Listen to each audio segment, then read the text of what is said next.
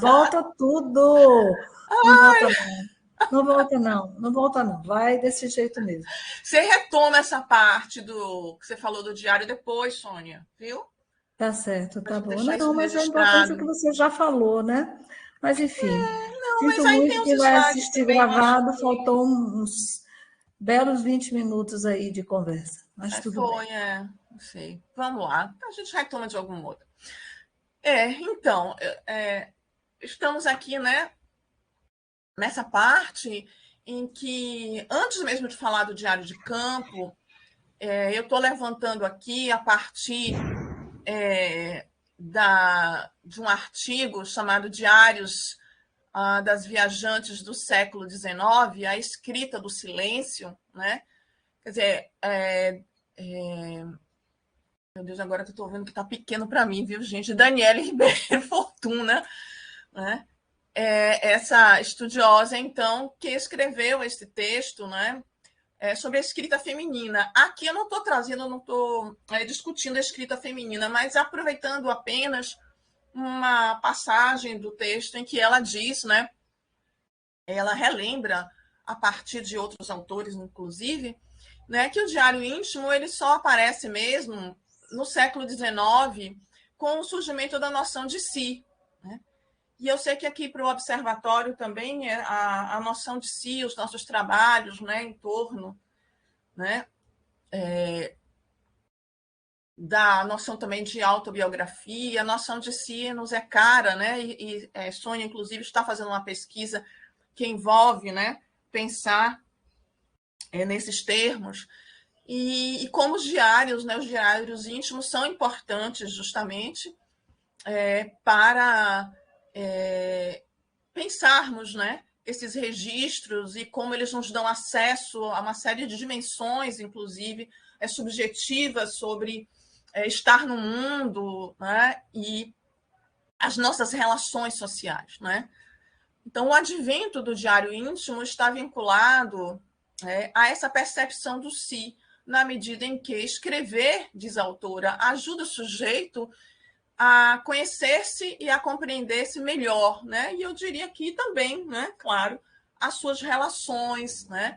A essa reflexão sobre o cotidiano, sobre situações, por exemplo, de embates, né, em relação a classes sociais, né, a sofrimento psíquico, né, a mudanças ou ao conservadorismo e diferentes tipos, né, de reflexões que nos abrem para os mais diversos estudos e interesses.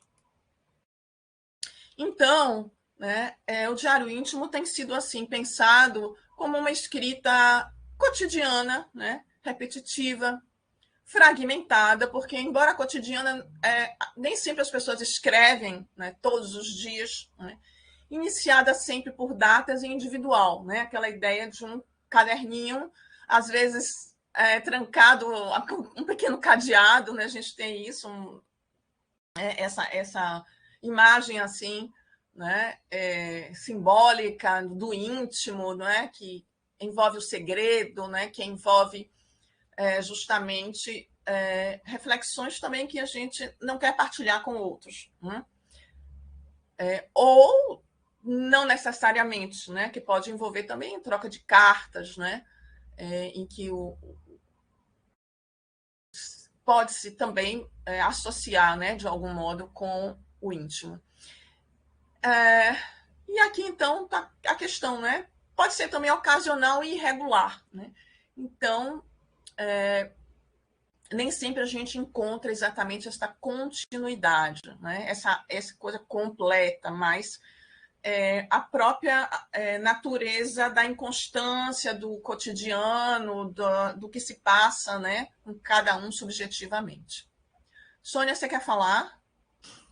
Não, não. Fique à vontade. Quando quiser Não, não, interromper, tudo bem, estou vai aqui. lá. Viu? Não.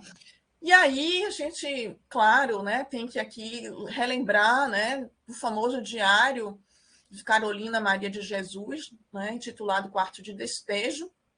Ela é uma autodidata, né, 20 cadernos escritos, né, na década de 50. a sua realidade cotidiana, né? Numa periferia de São Paulo, e que o Audálio, né, Dantas, um jornalista, né, foi fazer uma reportagem no bairro e, né, teve a oportunidade de entrevistar a Carolina e se deu conta, né, de como ela era uma escritora. E aí ele fez uma seleção, né, de trechos e publicou, e aí vocês sabem toda a repercussão, né, e as mudanças que ocorreram a partir daí, e esse marco, né, de uma série de estudos, né, realizados, né, sobre Carolina e a sua escrita. Então,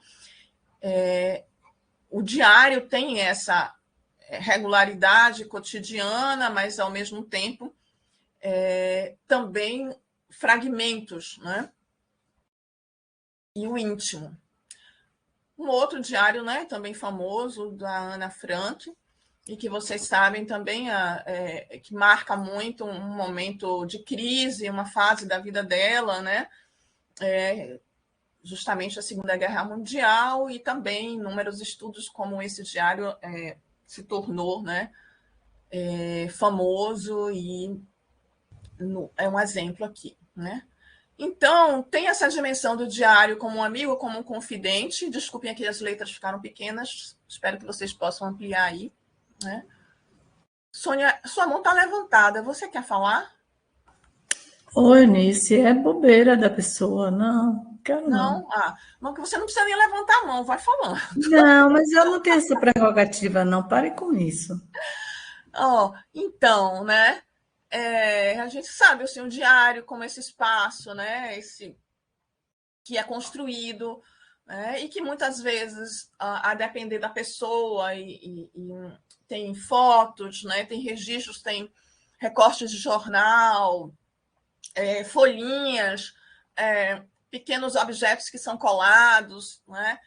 Depende muito da idade também da pessoa, de como ela se vê nesse mundo, né? Como que ela interage ali no seu ambiente, o que ela valoriza, né? E aqui, naquela tese Diário de Crise, do naufrágio ao renascimento, né? O Robson diz assim: então, que o diário íntimo, né, ele é suporte de escritores renomados, né, e também de crianças e jovens, e justamente por abranger diferentes públicos, é classificado por vezes como um passatempo ou uma atividade que não deve ser levada a sério. Então, tem essa dimensão, às vezes, na adolescência e tal, os diários que ficam lá esquecidos, né? E tem essa dimensão que a gente já está aqui relembrando dos diários que efetivamente se tornam públicos, né? E que vão, por mais que a princípio possam parecer diários de adolescentes, como o de Ana Frank, acabam, né, revelando a sua dimensão de complexidade, né? E nos levando, né, a um cotidiano, nos abrindo a um cotidiano que seria, portanto, inacessível, né? Acho que é interessante pensar esses paradoxos, né? Então, propriamente o diário de campo, né? E aqui eu coloquei, falando do diário de campo, eu coloquei aí, peguei na internet uma foto, né? Que eu vou dizer para vocês, eu não sei exatamente do que se trata, mas o que eu quis aqui representar é a ideia, né? De pesquisador chegando em um lugar para, né, conhecer pessoas e interagir, entrevistar, não é? Portanto, iniciar, né, relações em uma determinada comunidade, né? E daí registrar, né, as suas impressões, registrar o primeiro encontro, as estranhezas, né? Também, né? E registrar, enfim, o que lhe marca, né? Também sua subjetividade, portanto. Então, diário de campo, né? A gente tem assim alguns sinônimos frequentes, e aqui eu retirei de um artigo chamado Diário de Campo, um primo diferente na família das ciências sociais, da Rita Cachado, né? Uma antropóloga. Então,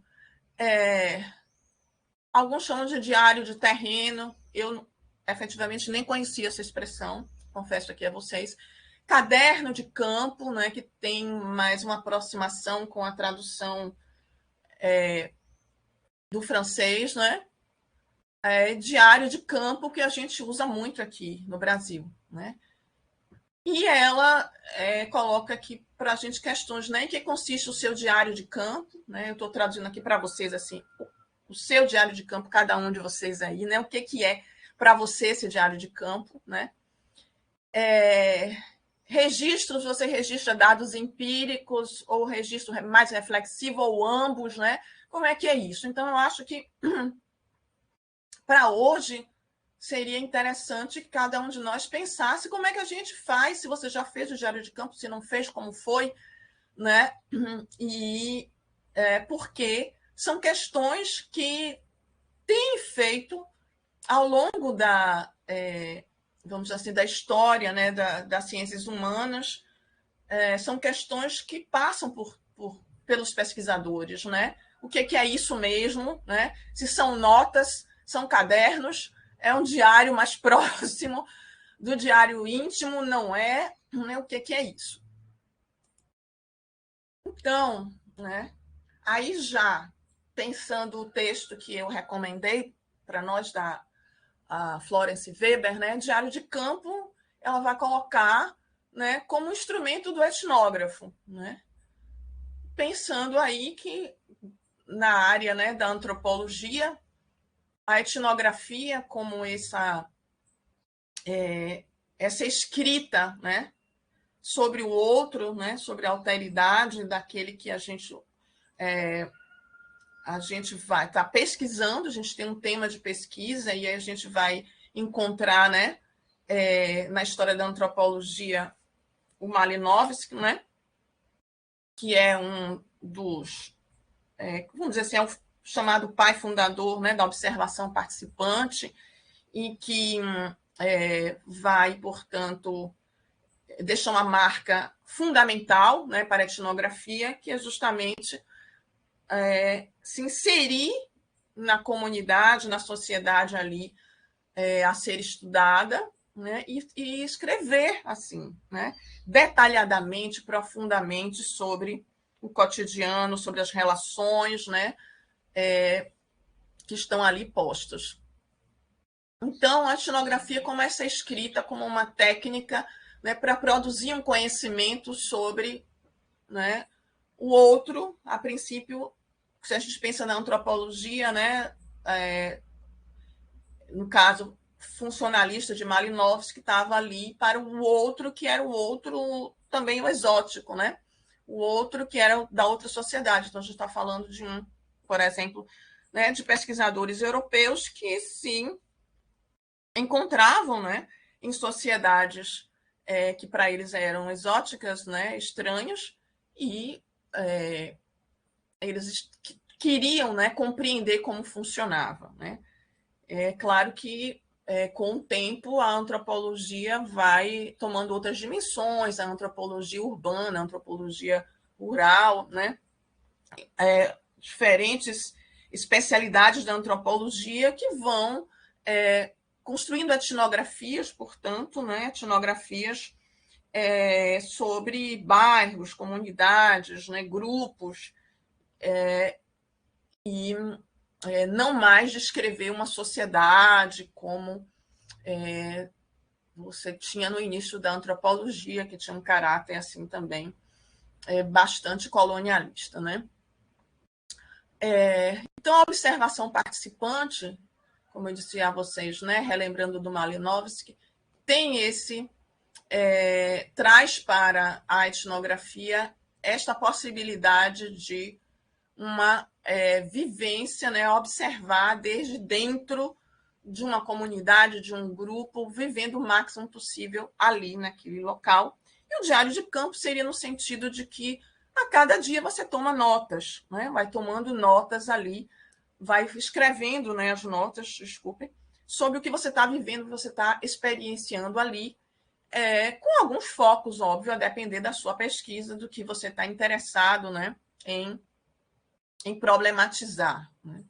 Também com toda a abertura possível de perceber o que vai surgir ali, o que você não conhece, né, o que não está no seu script. Né? E a autora, inclusive, a Florence Weber, ela critica assim, a ideia de meu campo, né? Como algo que foi construído no âmbito da antropologia, no sentido mais,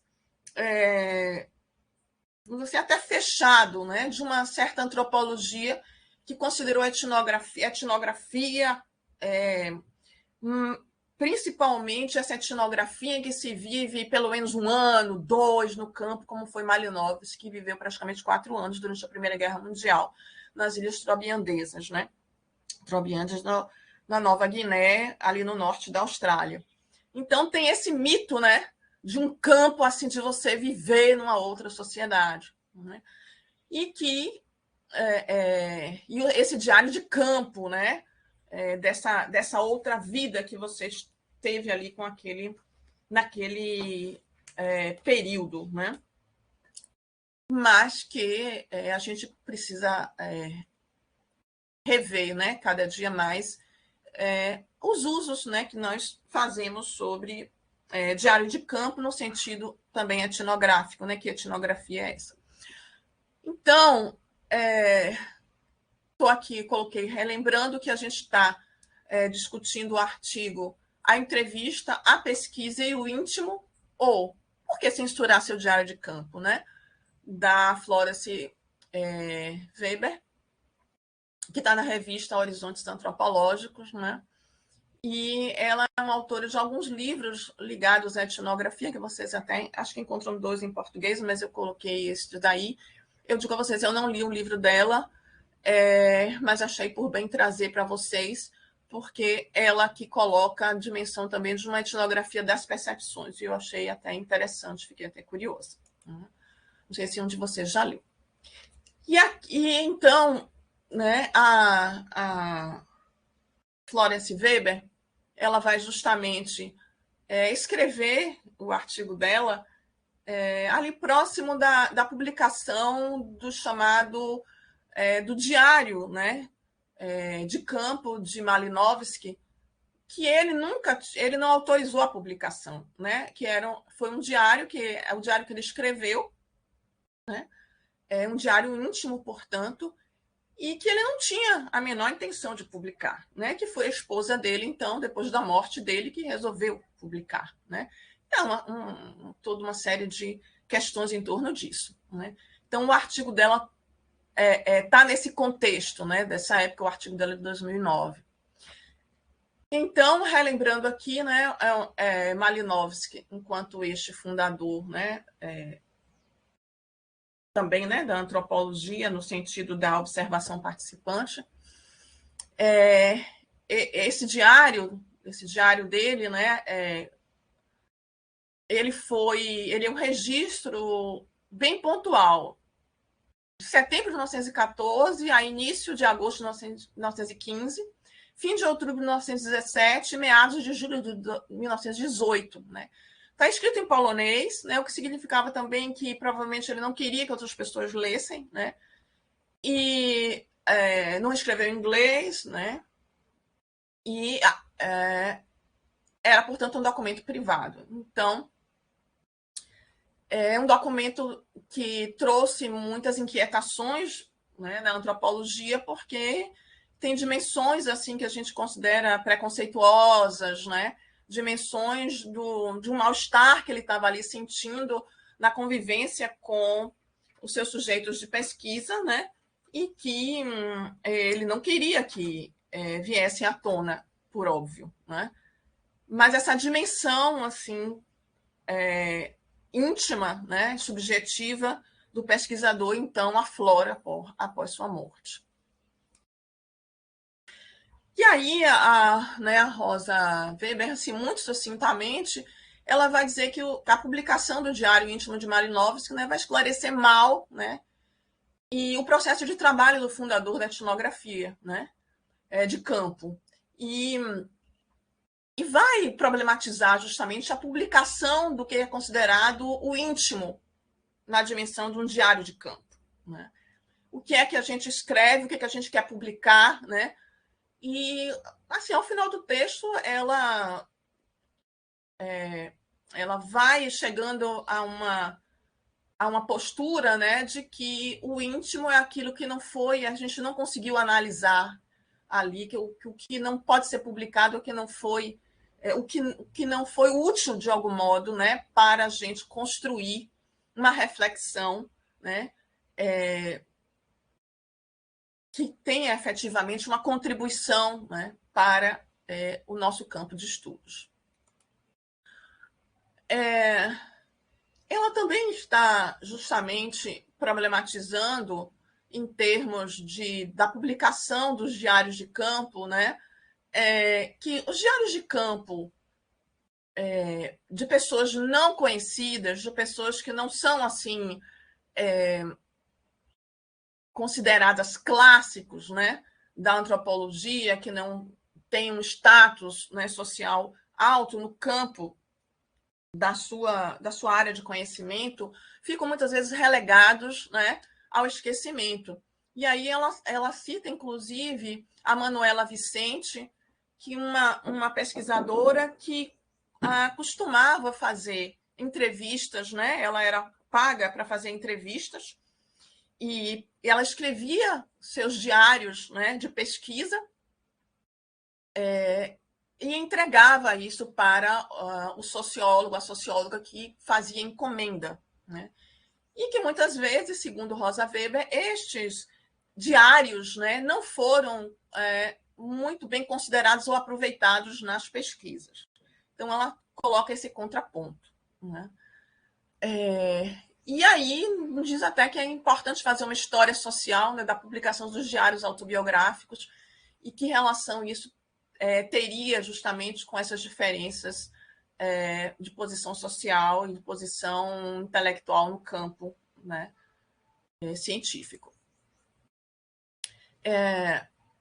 Essa questão da história social das publicações, né, a Rosa Weber vai situar, portanto, os diários autobiográficos e vai dizer que o diário do etnógrafo não é mais com a modalidade dos diários autobiográficos, muito embora ela vá fazer distinções entre possíveis cadernos, né, que compõem essa complexidade que são as anotações de campo, né, e questiona qual é o interesse em publicá-los, né, e se é socialmente possível publicá-los, né, e que a gente tem desde os diários de Malinowski até autobiografias de pessoas como um serralheiro, Gaston Lucas, e entre outros que a gente, né, sabe assim, da existência dos trabalhos, né, sobre esses autobiografias, e aqui no grupo a gente tem pessoas que estudam especificamente autobiografias, como os diários são importantes, né? Em que medida vale a pena publicá-los na sua íntegra ou fragmentos, e aqui eu estou lembrando também da própria aqui Sônia, quando traz seu interesse, né, por exemplo, em estudar esses cadernos, né, esses diários do Teodoro Sampaio, e achei interessante que ela falou, quer dizer, fazer um estudo acerca desse conteúdo, não exatamente publicá-los na íntegra, mas fazer uma análise sobre eles. E acho que talvez a Sônia pudesse até retomar isso. E aí, a Florence Weber também está colocando essa questão para a gente da fronteira incerta entre etnologia ou antropologia e literatura, né? O que é ficcional, o que não é, quer dizer, que dimensões da ficção e como é que a gente lida com a ficção na nossa escrita, né? Que a escrita é sempre uma ficção, né? De algum modo, nunca é a realidade em si. Acho que isso é importante também, que a gente pode desdobrar aqui depois vocês falarem, né? Daí, propriamente dita, falando nos cadernos, né? Então, a Florence Weber fala em 3 cadernos aqui. Posteriormente, eu vou trazer o Bruno Latour, e ele fala em 4 cadernos, né? E aqui ela, então, diz que na experiência dela, ela tem um caderno para anotações sobre entrevistas e observação do cotidiano, né? Então, ela faz entrevistas e antes das entrevistas, depois das entrevistas, ela vai escrever sobre essa experiência, né? Sobre a relação ali, né? Com a pessoa que foi entrevistada, com o local, né? Como que foi essa experiência, como a pessoa estava, quer dizer, trazer a riqueza da experiência, né? Através das palavras e daquela memória ali registrada, porque a gente sabe que logo depois essas coisas desaparecem, né? E tem, segundo a autora, o caderno para reflexões sobre a pesquisa em si, né? Que seria assim, um caderno para você refletir, buscando fazer laços mais assim, teoria e prática empírica, né? Quer dizer, trabalhar mais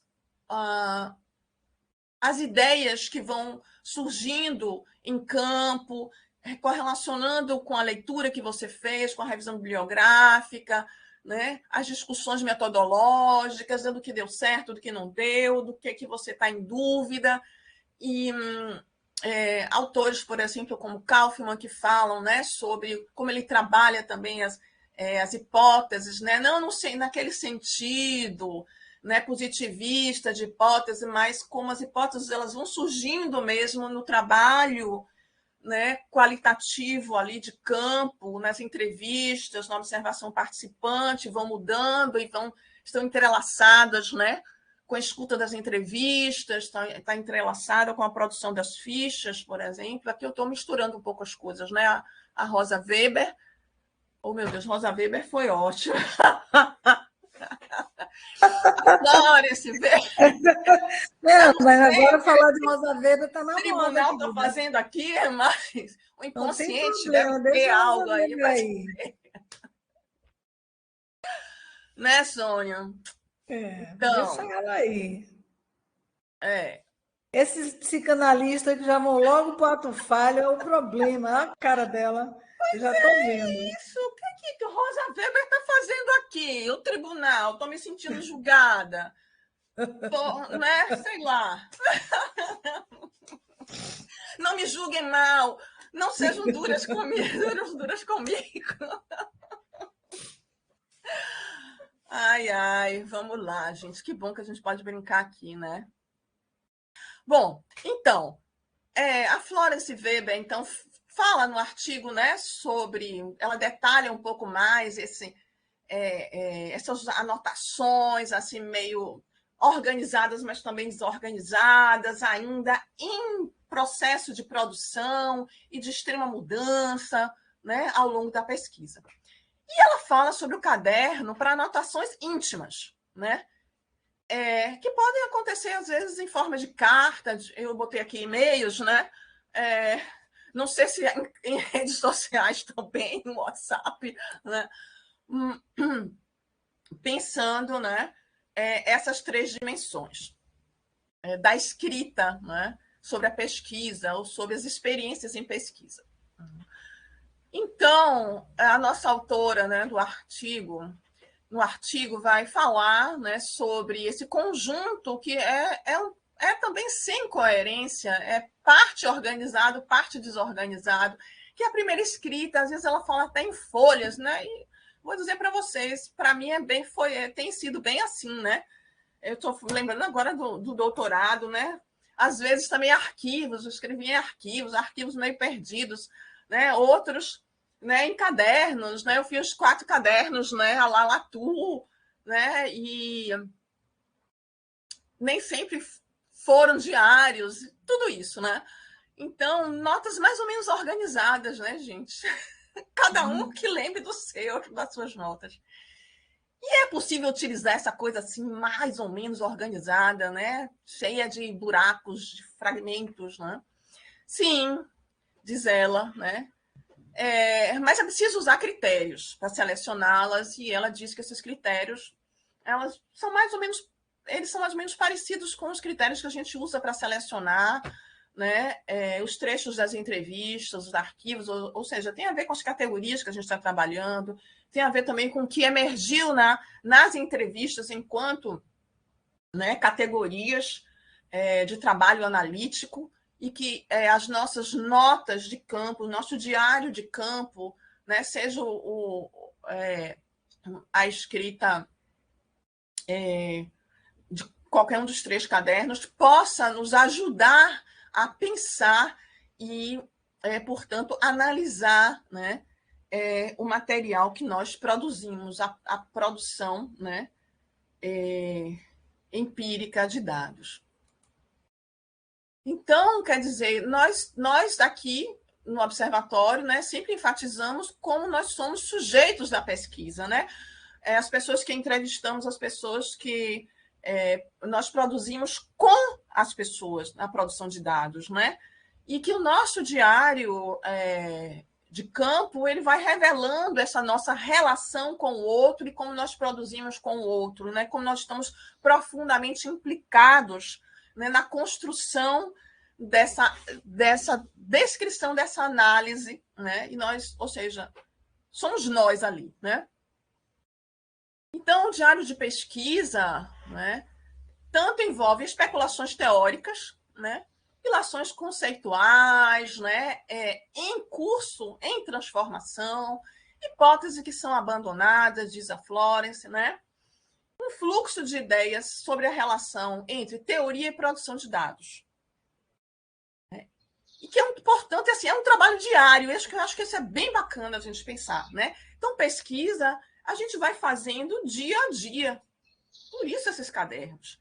Daí eu vou lembrar, viu, que a gente tem aqui a Ellen, eu não sei se a Maria Beatriz está aqui, não sei, né, Ellen, na iniciação científica, a importância do diário, né, de campo, dessa escrita, né, que vai acontecendo ao longo da pesquisa, porque isso pode estar presente, né, e deve estar, de algum modo, no relatório, né, e depois talvez vá para um artigo científico, um capítulo de livro, né? Que aí é a pergunta da Florence, né? O que vai para o texto a ser exposto, publicado? Um relatório, um artigo, uma dissertação, uma tese, né? Isso vai depender do quê? Do nosso trabalho analítico com esse material primeiro que a gente vai produzindo e transformando, né? Então, aí são questões assim que surgiram para mim com a leitura, né, desse texto. Com quantos erros se faz um acerto? O diário de pesquisa, né, é um registro sobre a aprendizagem do pesquisador, né, da pesquisadora. Então, às vezes a gente tem essa falsa imagem de que tudo deu certo, tem que ser tudo certinho, né, que a gente não tem que esconder os erros, né? E cada vez mais a gente vê uma discussão, né, dos pesquisadoras, pesquisadores, justamente sobre como os erros, né, considerados erros, equívocos, nossos tropeços, nossas falhas, né, nos ajudam na construção dos nossos acertos ou da nossa construção analítica mesmo, né, nossa produção de dados. Então, que também contar os nossos tropeços, contar também o que falhou, né, ajuda outros pesquisadores, pesquisadoras a, né, pensar sobre o caminho a seguir, né, e também questionar esse mito de que parece que tudo está pronto e dado, né? E quando a jovem pesquisadora se depara com, né, as dificuldades do trabalho de campo, parece, para algumas pode parecer assim o fim do mundo, né? E é reconfortante encontrar, portanto, registros sobre o fato de que a vida não é perfeita, não é? E o campo não é perfeito. E aí tem essa dimensão do saber escrever, né? Diz a nossa autora. E aqui eu vou me permitir citá-la, né, na página 162, que ela diz assim: a transmissão pedagógica do saber fazer prático do etnógrafo, que é também um saber escrever, né? Então, a gente transmite pedagogicamente também, né, para os orientandos, né, para os colegas, né, mais jovens, né, ou as gerações mais jovens, né, num grupo de pesquisa, por exemplo, né, como nós temos aqui no observatório, esse saber escrever, esse saber fazer, né? Justamente quando a gente conta sobre os nossos erros também. Então, por que, de fato, o Diário de Campo não contém ele a nobreza propriamente científica, né? Então, a Florence Weber está nos chamando a atenção, né, de que é uma escrita ainda em processo, né? Ou seja, a gente não é uma ilusão achar que a gente já escreve o texto pronto. A gente passa por um processo longo de escrita e reescrita, de análise, de depuração ali, né? Não é ele uma etapa reconhecida como indispensável ofício do etnógrafo, né, o diário de campo? Como essa ferramenta científica pode se manter secreta? Que aí é a controvérsia, né? A dimensão pedagógica, né, do que você pode publicar em termos desse diário de campo, né? E a dimensão assim do que não esclarece sobre a produção, né? O trabalho antropológico, etnográfico, né? E aí ela nos coloca modalidades práticas do uso do diário, né, do diário de campo, e as razões de autocensura seletiva. Então, o texto, diz ela, é tanto mais publicável quanto seu princípio de ordem seja mais eficaz e mais exaustivo. Aí vai depender de cada um de nós, né, de que autores nós estamos nos inspirando, né, nós estamos nos amparando, nós estamos dialogando, né? Então, assim, a gente tem essa também ideia ilusória, ideal como ilusão aqui, né, de que nada devia ser subtraído, como se não existisse uma verdade no que está escrito ali, né? E ela está nos fazendo, né, pensar cada vez mais que a construção, né, social, o nosso texto ele é fruto, né, de um amadurecimento e a gente não tem que ficar apegado àquela primeira escrita, que muitas vezes ela pode estar, vamos dizer assim, equivocada em certos aspectos, que a gente só vai perceber isso mais tarde, né? Quando a gente agrega ao nosso diário de campo outras dimensões de relações sociais que a gente vai também tecendo ali na nossa pesquisa. Então, a redação final da minha pesquisa conheceu, desculpe, aqui devia estar tudo em aspas, como ocorre frequentemente, duas etapas, diz a Florence, né? Uma tese e uma obra publicada. Veja só a própria diferença. E a gente sabe como, por exemplo, as editoras universitárias solicitam, né, que da tese para a obra, né, para o livro, você tem aí uma quantidade assim razoável de trabalho a ser realizado, né, em termos da produção de um livro, né? Na tese você pode até, como ela diz aqui, mostrar um certo ateliê de pesquisa, né, com muitas citações, né, até mesmo do seu diário de campo, e nem sempre no livro você quer uma publicação para um público maior, você efetivamente vai precisar de um trabalho mais intenso, né? E aqui eu quero trazer para vocês o Bruno Latour, e aqui está escrito, né? Desculpem aí, deveria ser em branco, filósofo e etnógrafo, né? De 1947 a 2022, ele é recentemente falecido, né? Esse portanto, um filósofo francês, mas que desde a década de 70 passou a ter experiências em campo, né? E exercitou bastante a etnografia, e ele tem aí um legado interessante nas ciências sociais, embora com muitas controvérsias, como ele gosta bastante, né? A expressão controvérsias faz parte, né, da teoria dele. E aí tem um livro, né, chamado Reagregando o Social, que ele é bem interessante para pensar também o que ele chama de relatos, né, de risco. E nesse livro tem alguns capítulos assim interessantes, né? Tem um especialmente interessante sobre orientação, que desmistifica bastante a orientação, é inquietante, né? Publicado pela Edufig, inclusive, né? E ele fala, né, na importância da gente não perder de vista os nossos movimentos ao longo da pesquisa. E ele traz também a importância da gente registrar os nossos chamados equívocos, as nossas falhas, as nossas incertezas, né? E menciona 4 cadernos de campo, né? E aí eu trouxe aqui para vocês, justamente, muito sucintamente, né, o que seriam esses 4 cadernos, né? Quer dizer, isso tudo seria o quê, gente? O diário de campo, mas que, para ele, se transforma em 4 cadernos, né? Então, primeiro caderno é o diário próprio da pesquisa para Bruno Latour, né? Que significa o quê? As reações à sua pesquisa, né, por parte dos outros.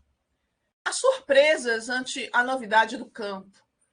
Né? Quer dizer, você vai se aproximar do campo, você vai falar, você precisa entrevistar pessoas ou contar às pessoas o que você está produzindo ali, o que você quer produzir com ela, né? E escrever sobre a reação das pessoas para Bruno Latour é bem importante, né?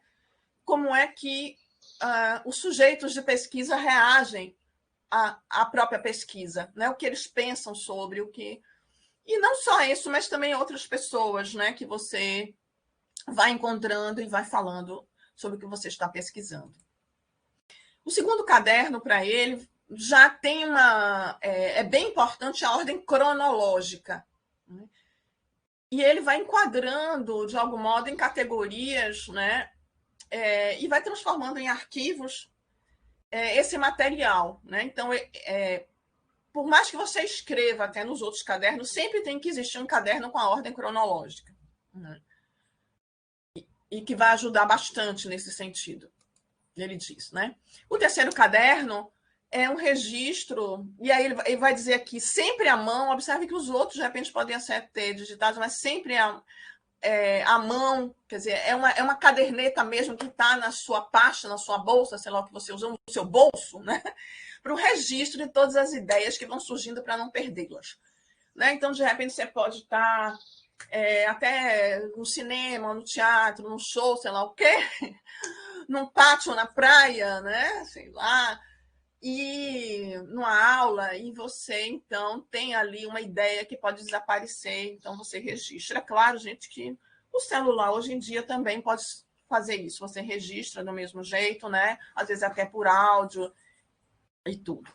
Então, cada um pode adaptar, né? E o quarto caderno, diz Bruno Latour, seria para registrar cuidadosamente os efeitos do relato escrito nos atores, no relato escrito, né? Os atores cujo mundo tenha sido desdobrado ou unificado. Aí é toda uma parte da teoria dele, eu não devia nem ter botado aqui, porque eu não vou poder desdobrar muito, né? E aqui, que ele fala que isso é praticamente um experimento, né? Que significa o quê? Que a gente vai escrevendo e vai marcando também conversas com as pessoas que a gente está produzindo os dados, né? E falando sobre como a gente está pensando, né, naquela produção de dados. E que é interessante você registrar os efeitos nessas pessoas, que isso é uma outra dimensão do trabalho de campo. Né? Isso, claro, também envolve uma dimensão ética muito importante, né? Do que é chamada devolução também, né? Da devolução e da própria produção, né? Com as pessoas. Então, gente, o Bruno Latour escreveu com Steve Woolger, agora não me lembro mais a pronúncia, acho, não sei se é exatamente isso. A obra, né, muito famosa, A Vida de Laboratório, né? E a primeira etnografia que ele escreveu, né, na década de 70. E aqui o verde saiu horrível, né? Então, gente, eu não tô nem eu, tô lembrando, trabalho, né? Trabalho de campo no laboratório de neuroendocrinologia, né? De Robert Guillemins, que é né, um cientista próximo a San Diego, na Califórnia. Então, o Bruno Latour, né, foi para os Estados Unidos e trabalhou nesse laboratório como etnógrafo, né? E aí, eu sei que não vai dar para ler, eu até posso compartilhando, mas eu não estou com ele aqui, esqueci de trazer. Mas o que eu quis mostrar aqui para vocês o seguinte, é que aqui é o primeiro capítulo desse livro chamado Etnografia das Ciências. Eu tenho em PDF, posso mandar para vocês também. E aí ele coloca logo no início assim, trecho de um diário de campo. E aí, agora, veja só, ele escreve até com segundos, que eu acho um negócio assim, né, impressionante. E aí ele vai dizer, né, fulano atravessa a sala e entra no escritório, diz alguma coisa, né, apressadamente, fala que fez uma grande bobagem, né, mandou o artigo e o gesto não se compreende, ele faz o gesto. E aí ele vai, Bárbara entra, pergunta a Jean que tipo de solvente deve usar nas colônias. Não. Aí depois, né, o Jean entra e pergunta não sei o que lá. E assim ele vai falando sobre como é um movimento intenso nesse laboratório, né? E é claro que ele vai colocar a planta do laboratório, ele vai falar sobre as máquinas, uma descrição bem interessante sobre isso. Mas é claro que este livro não trata apenas, né, de trechos do Diário de Campo. Esses trechos ilustram uma análise que ele vai tecendo ali, né, no próprio livro. E aí, justamente essa parte daqui é um trecho de um comentário dele, né? Esse comentário sobre o que ele havia colocado no Diário de Campo. Então, aqui é só para ilustrar vocês um tipo de trabalho que a gente encontra muito, né? Que é esse de citar trechos do Diário de Campo, que tem a ver com essa seleção que a Florence Weber está falando, né? E como que surge uma análise, né, sobre aquele grupo, sobre aquele tema. No caso, é a produção científica. Como é que você produz ciência dentro de um laboratório, né? No caso.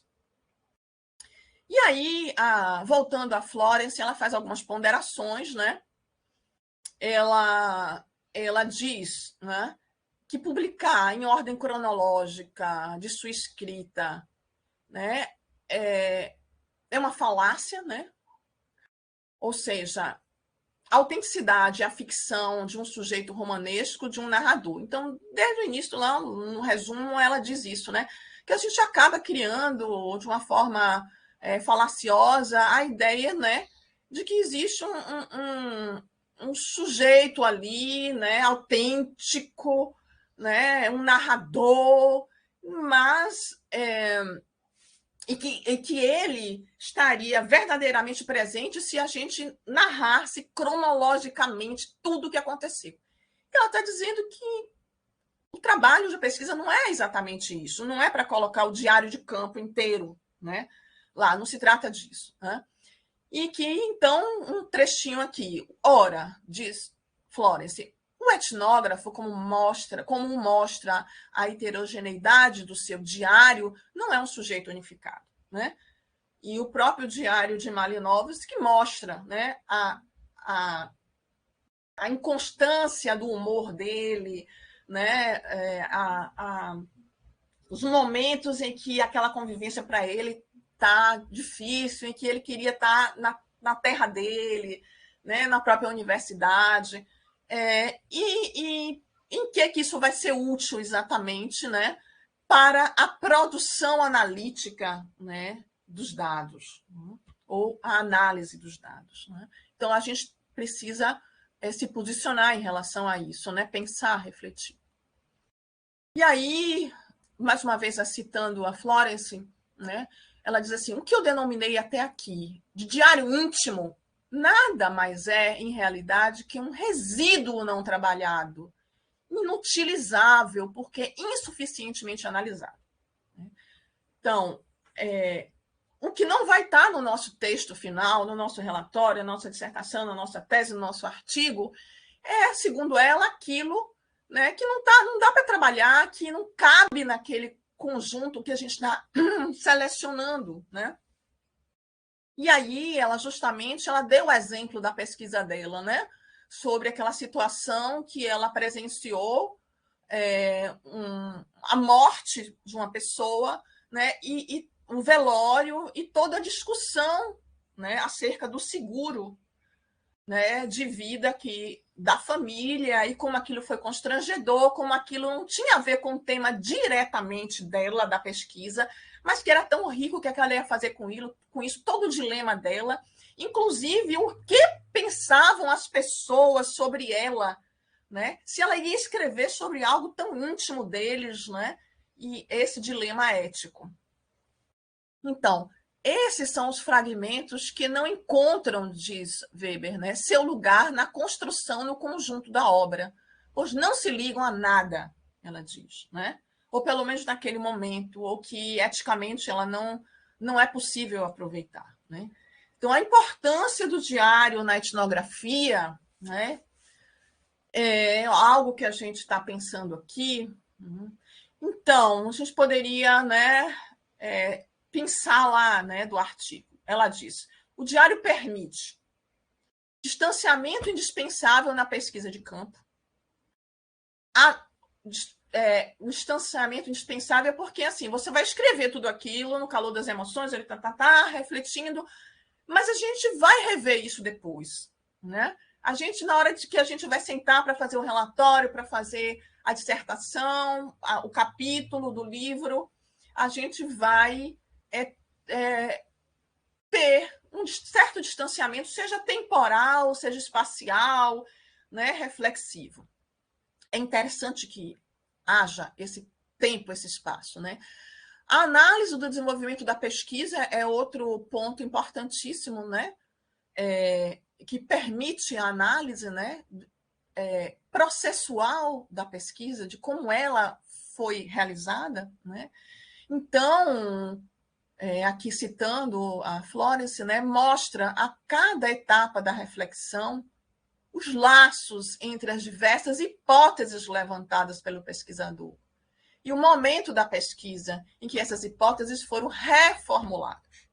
Então, mais uma vez, a gente volta àquela conversa sobre hipóteses, né, como isso é um processo, né, de transformação da reflexão, do pensamento, uma construção.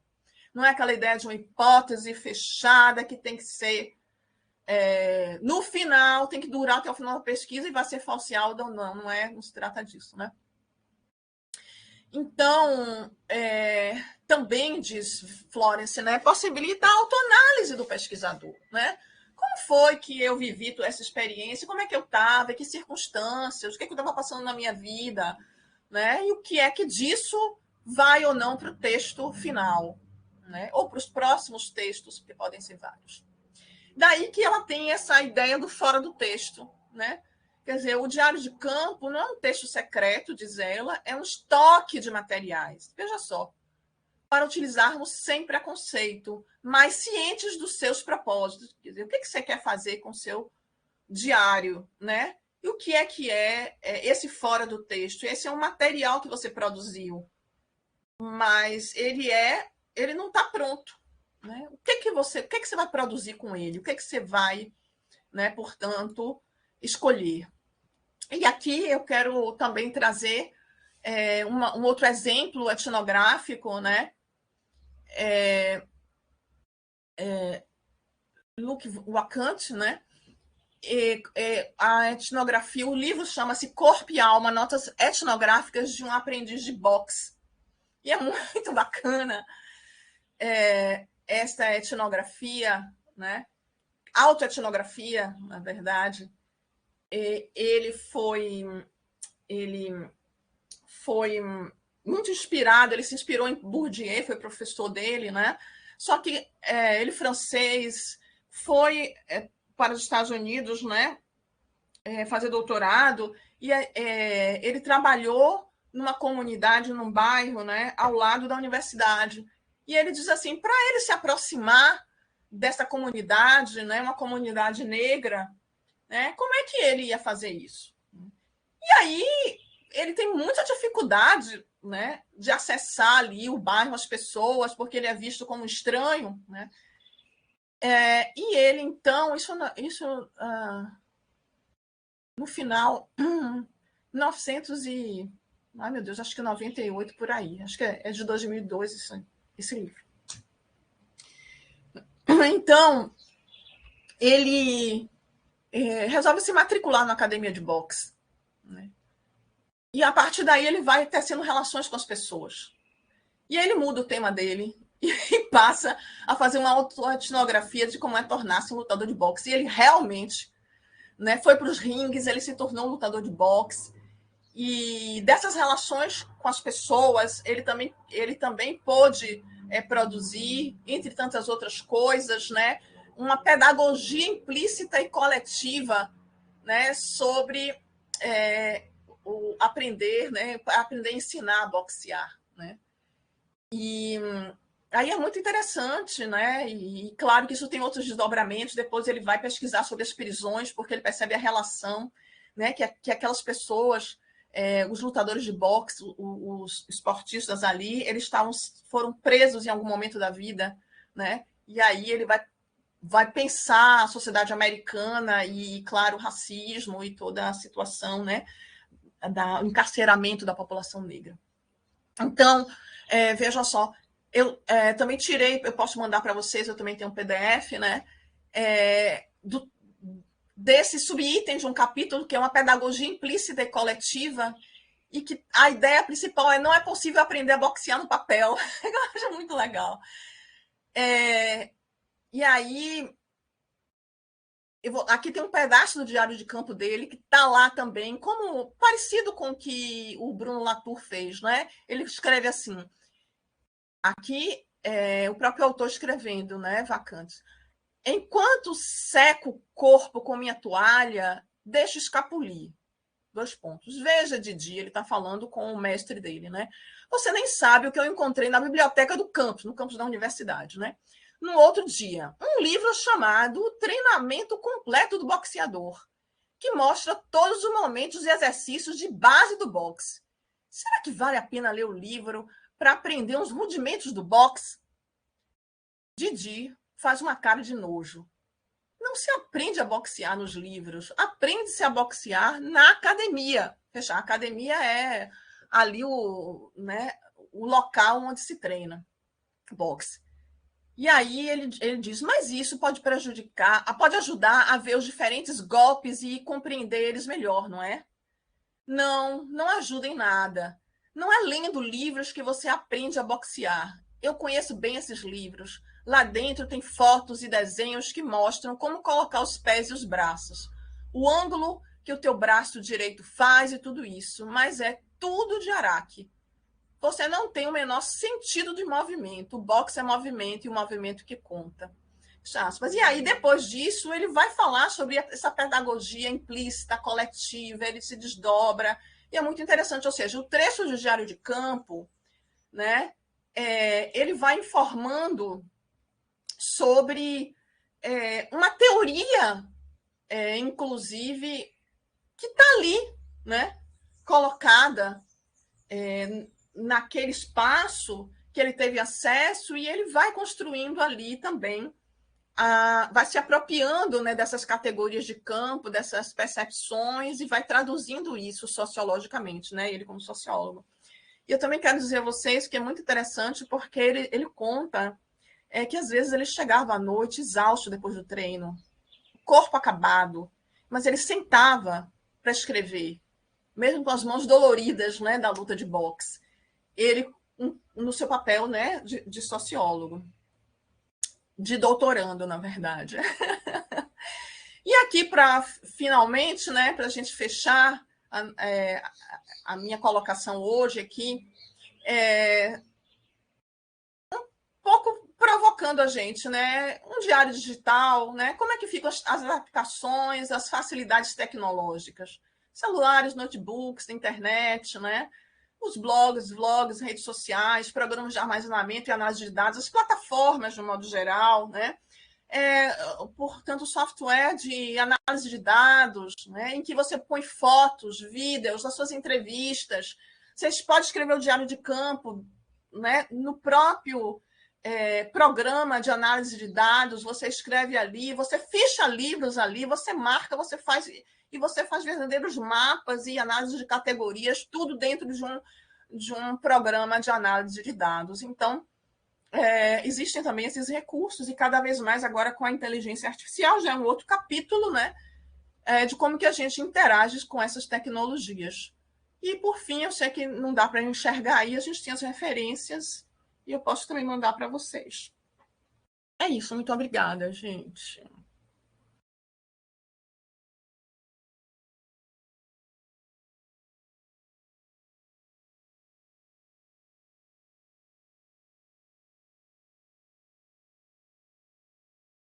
Sônia, o microfone. Eu estou dizendo que Sônia está fechado. Sônia tem esse problema, gente. Vocês não entenderam ainda. Isso é um problema da pessoa, entendeu? Toda vez vocês. Né? Ainda bem que eu abri a câmera, né? E vocês percebem. Mas, assim, estou dizendo que você deslocou. Sua apresentação foi, para mim, um deslocamento, né, dessa discussão, né? Porque trouxe muita coisa nova, muita coisa interessante, coisa velha que a gente não utilizava, né? Isso é muito bacana, muito legal.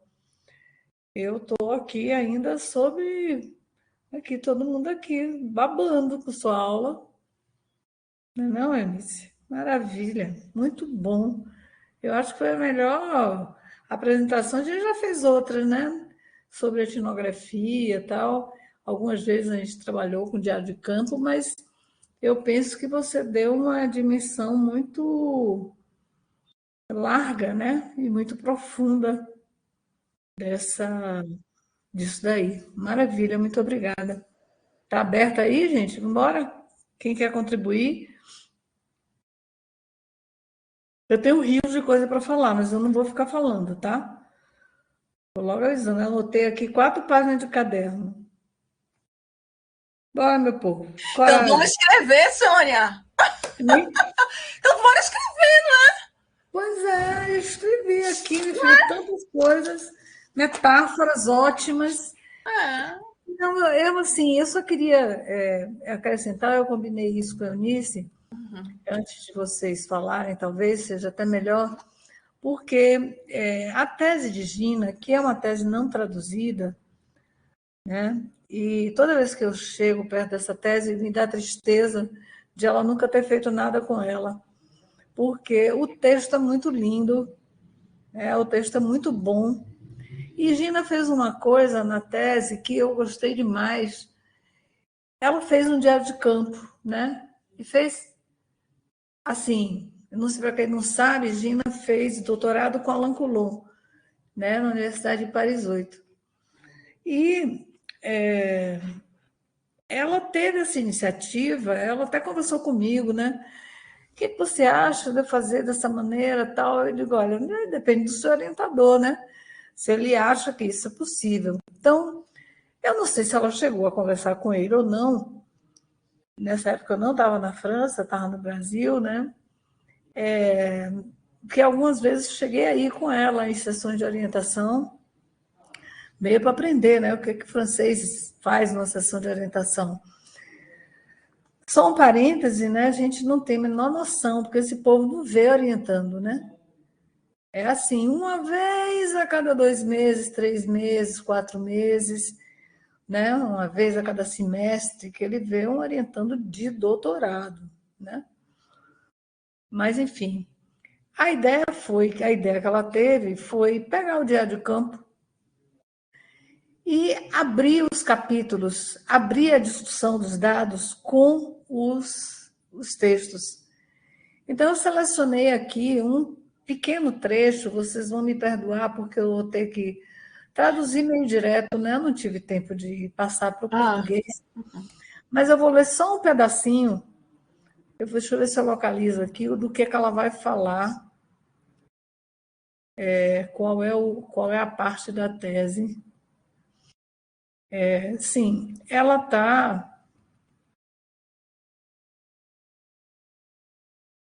vai fazer uma introdução, falar do contexto. A tese dela é sobre a educação, os educadores de meninos de rua.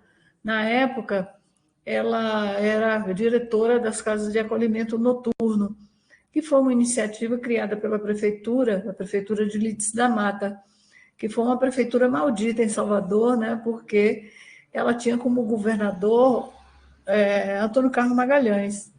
Para quem não conhece, realmente era assim, você ter um governo de direita muito poder, e uma prefeitura de esquerda.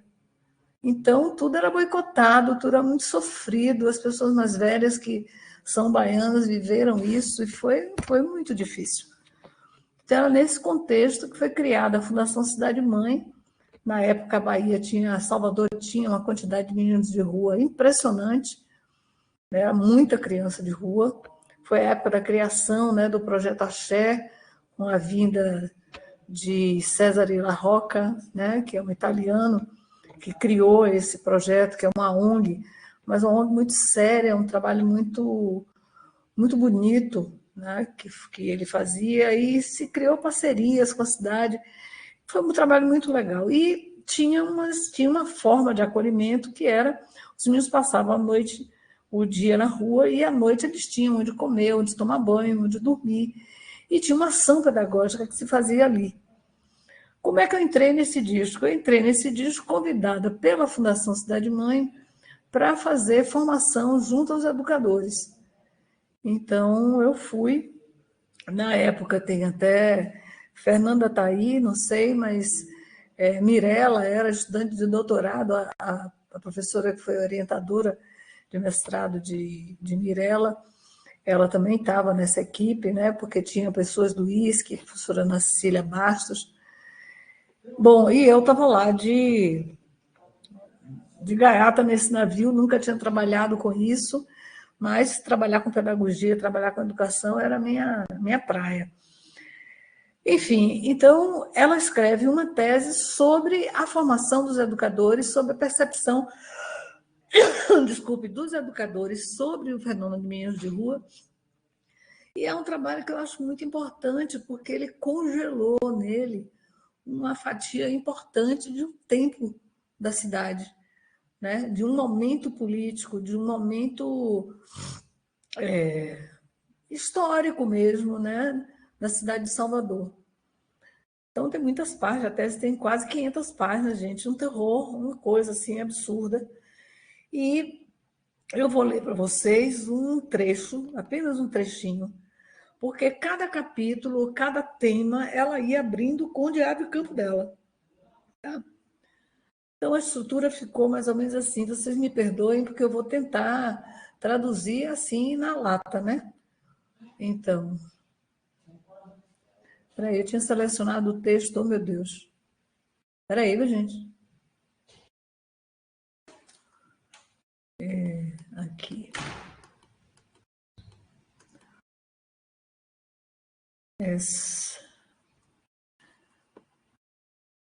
Ô, gente, 2 minutos, viu? Porque eu tinha... Aqui. Salvador, 18 de junho de 2003. Escrever ou não escrever em meu diário de campo nessa manhã chuvosa. Dito assim, parece que eu tenho escolha, mas mesmo sem grande entusiasmo, eu sei que eu devo fazer isso para marcar o meu primeiro encontro com os educadores. Eu fui convidada a participar de uma reunião de análise da prática, animada por S sou eu, né? No início da tarde, na Casa de Oxum. Além dos educadores que eu já conhecia, havia duas pessoas novas. Minha entrada no campo foi menos formal que eu imaginava.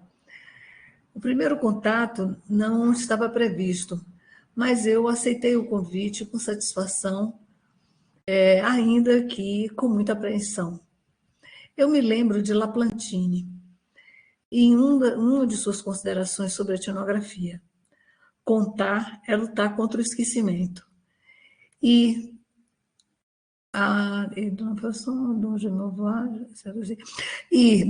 da maneira como eu própria me vejo, é também lutar contra a indisciplina. A tarefa de descrever impõe uma elaboração artesanal. impõe a elaboração artesanal de um estilo, de praticar uma maneira de descrever o mundo e os acontecimentos, exigindo daquele que escreve, daquele que produz o diário, que, que exigindo daquele que produz o diário capacidades e competências articuladas, desenvolver o hábito da reflexão, elaborar questões a partir daquilo que foi observado, desestabilizar ou desfamiliarizar os modos de pensamento já constituídos e, sem sombra de dúvida, saber se posicionar enquanto observador. Quando eu escrevi a minha dissertação de mestrado, apesar de todas as dificuldades que eu encontrei nesse momento, eu sabia exatamente onde eu me encontrava. Na época, o trabalho não exigiu de mim tantos deslocamentos, tantos movimentos, no sentido de compreender aquilo que eu fazia, de tomar recuo, de tomar distância para melhor ver. Eu estava dentro, eu fazia parte do grupo. Ao longo da escrita, ela fala do mestrado, porque no mestrado ela era um deles, né? Era uma dessas pessoas. E no doutorado ela sai, né, do grupo. Ela estava voltando para o Brasil para participar de reuniões com educadores que ela conhecia, né, a maioria, isso que ela descreve logo no início, mas ela já não era mais da casa, né? Ela para fazer o doutorado, teve que pedir exoneração. Bom, enfim. Ao longo da escrita do texto, eu me posicionei como um porta-voz dos educadores e eu fui adiante. Frequentemente eu pensava, por exemplo, que contar aquilo que eu via e aquilo que eu recolhia como informação podia ser considerado como uma sorte de delação dos segredos do grupo. O afrontamento de questões sobre o plano da subjetividade não se apresentava sob as cores que elas tomavam agora. Ela está fazendo uma referência do mestrado, né, gente? Está entendendo? Hoje, eu não me sinto mais uma porta-voz. Um porta-voz. Eu escuto o que dizem as pessoas. Eu sei do que eles estão falando, mas essas pessoas não falam mais de mim mesma, assim como eu o sentia antes. Seria, então, aí o ponto de tensão entre a prática e a pesquisa qualquer coisa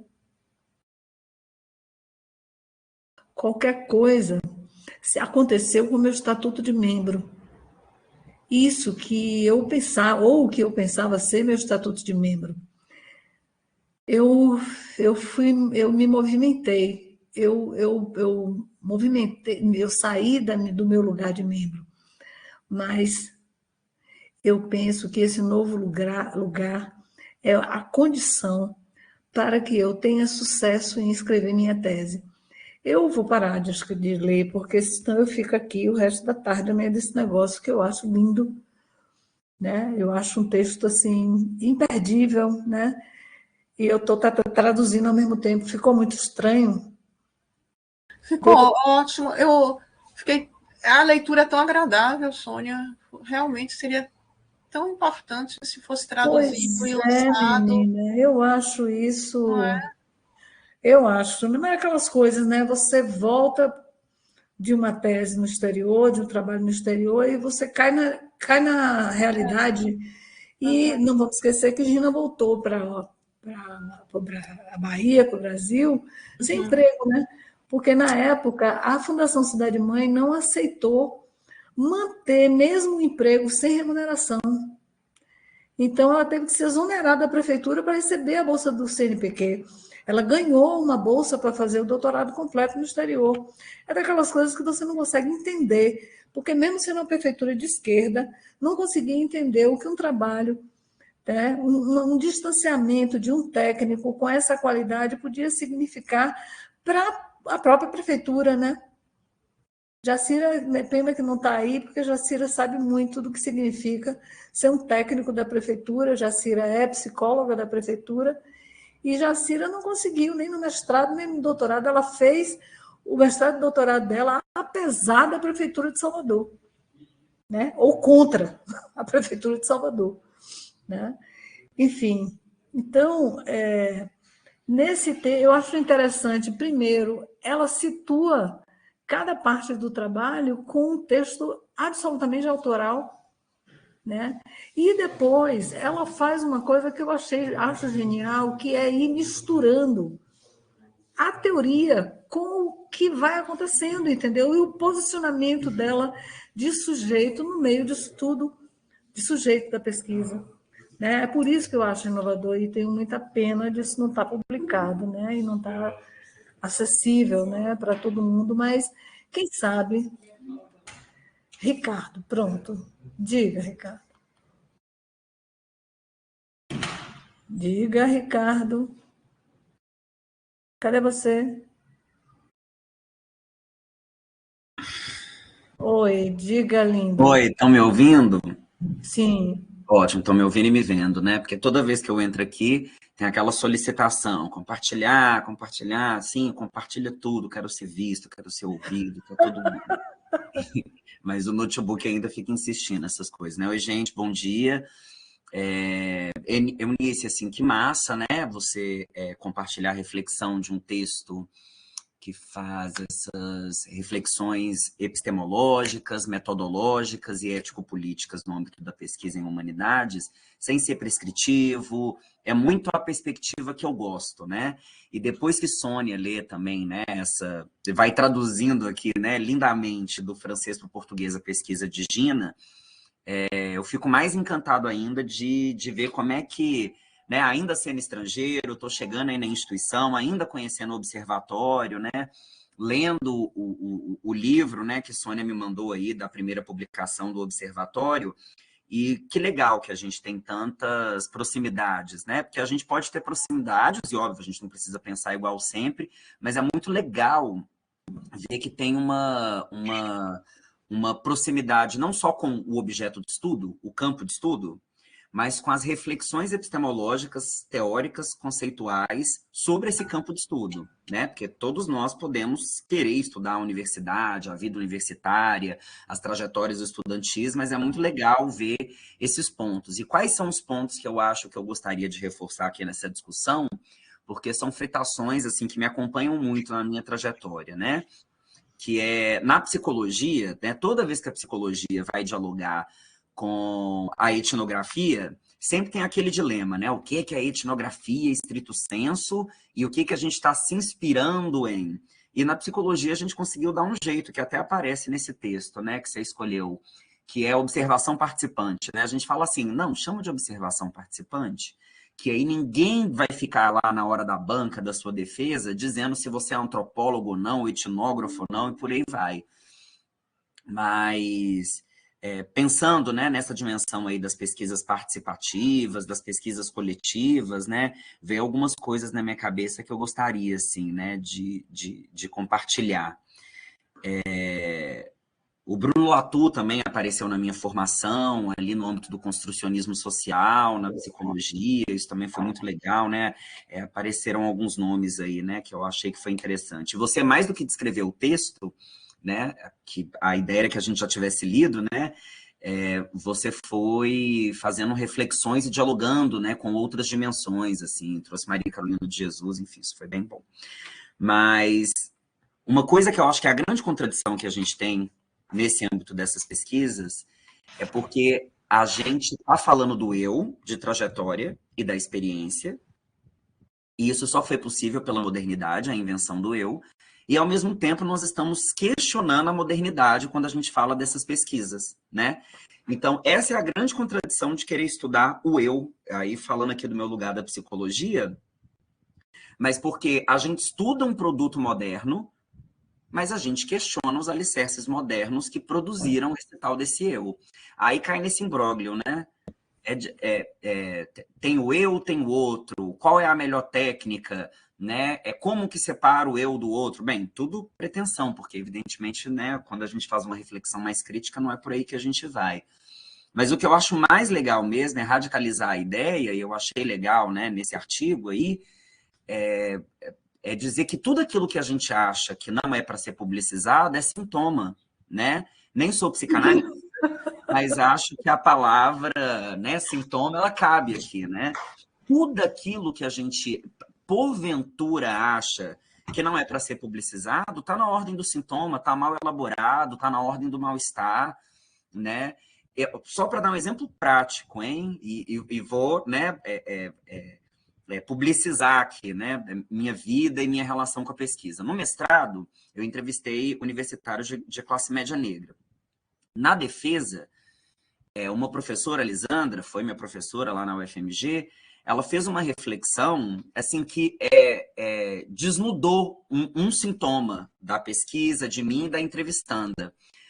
Né, o nome fictício dela, Nilma. Eu lembro que a Nilma era a que mais destoava da ideia do campo de classe média negra. Ela estava muito mais próxima de uma experiência popular, de uma experiência de trajetória pobre, com muitas dificuldades econômicas, mas ela entrou na pesquisa, né? Ela se auto-identificou como classe média.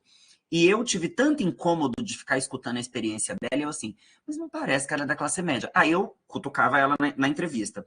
Mas por que, né? Assim, você topou estar nessa pesquisa? O que tem aí de classe média? Eu ia, no meio da troca, perguntando isso. Aí ela, em algum momento, consegue dizer explicitamente, eu nem sei se eu sou só sujeita de pesquisa. E eu falei, uai, bem, entrevistei, né, 2 horas e meia de conversa, eu mestrando, né, pensando assim, meu Deus, tem prazo, né, ela vai caber de qualquer jeito nessa pesquisa. Continuei deixando ela caber na pesquisa, porque, de fato, ela trazia toda uma dimensão simbólica com a classe média, não exatamente financeira, e por aí vai, era mais do processo ascensional dela, e o fato de estar na universidade. Não coloquei essa questão em que eu pergunto para ela, lá nas reflexões metodológicas. Só que não adiantou, apareceu nas análises. E a Lisandra, professora que estava na banca, diz: eu acho curioso, às vezes eu tenho a impressão que a Nilma, essa menina, né, essa jovem, não era para estar na pesquisa. Então, ainda que eu tentei esconder, apareceu que Nilma tinha um lugar em relação aos outros sujeitos e sujeitas de pesquisa meio marginal. E aí eu saio do armário no que eu escondi na minha banca, né? E digo assim, eu vou dizer uma coisa, inclusive, né? A própria Nilma disse que achava que ela não pertencia, mas eu achei que eu não tinha que visibilizar isso e garantir um processo analítico com ela ali dentro e tal. E essa foi uma reflexão ótima, assim, porque aí eu acabei produzindo um artigo metodológico da minha dissertação e também, depois da banca, eu coloco nas reflexões metodológicas isso, que, né, o que é o sujeito de pesquisa dizer, acho que eu não sou seu sujeito de pesquisa, o que é a gente tentando, né, fazer caber coisas que já estão no âmbito da contradição ou da negação e por aí vai. E aí é isso, não é sobre o que é certo ou o que é errado, é sobre o que foi possível, né? A metodologia é o campo do possível, não é o campo da técnica, né? É o campo de um processo de construção que possibilita que determinadas interpretações sejam possíveis naquele contexto, naquele campo e por aí vai. Então, desde esse dia da minha defesa, eu pensei assim, eu vou ser realmente sempre o mais explícito possível com os processos de produção do conhecimento, né? Sem ter que mentir, omitir ou negar que quando a gente está lidando com seres humanos, né, vai ter um ponto de conflito, negação e por aí vai. Então, no doutorado, eu entrevistei professores, trajetórias de professores no contexto pandêmico e bolsonarista. Tem toda uma reflexão metodológica sobre isso. Porque eu mandava e-mail, o professor não respondia, eu comecei a ter raiva de professor, né? Eu comecei a falar, lá, professor de instituição federal, parece que o povo queima um filme, fala que o professor é arrogante, é mesmo. Mas não era isso, né?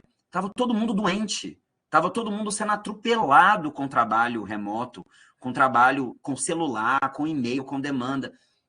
Então, tem toda uma reflexão de quem eu consegui, como eu acessei os professores e os dados que eu encontrei. Né? Os dados não, né? As interpretações que foram possíveis, não tinha nada dado.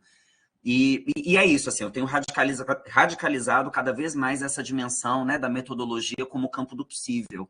Por isso que eu gostei muito do texto, né? Não era um texto que eu tinha lido, né? Enfim, então, acho legal que aqui, né, se apresente toda uma literatura francesa, né, que se aproximam de discussões que eu lia mais, né, em relação às feministas decoloniais. É legal ver, né, que tem um diálogo, né, norte e sul global em torno da ideia disso, assim, né, que as feministas já falam bastante há muito tempo. Mas é isso, queria compartilhar que esse texto me fez lembrar desse momento, né, do que a dona Haraway chama de prestação de contas do conhecimento, né? Quando ela fala de saberes parciais, saberes localizados, o que ela está radicalizando é isso. O máximo que tem de objetividade na produção do conhecimento é reconhecer a nossa parte nele. E a nossa parte é sintoma, né? É sintomático e a gente não pode ter medo de visibilizar isso, né, dentro do projeto científico. E aí a gente tem que alargar o que é compreensão do conhecimento mesmo moderno, porque senão a gente cai nas armadilhas positivistas. E eu que já estava no mestrado, tendo problematizado, tendo feito reflexões epistemológicas feministas, e por aí vai, escondi um dado, achando que eu estava, assim, fazendo a melhor coisa do mundo. É óbvio, mestrando, né? Estava com medo, tinha menos autonomia, né? Eu estava em outro lugar, eu estava num lugar mais frágil. Então, eu achei que omitir ia trazer segurança. Não trouxe nada. O sintoma ficou ali explícito e eu resolvi sair do armário. Falei que foi falciane, escondi um dado. Mas, enfim, né? Foi legal porque gerou uma discussão metodológica que pôde ser inserida, inclusive, num artigo do qual eu gosto muito, assim. Mas é isso, eu queria compartilhar. Obrigado. Maravilha.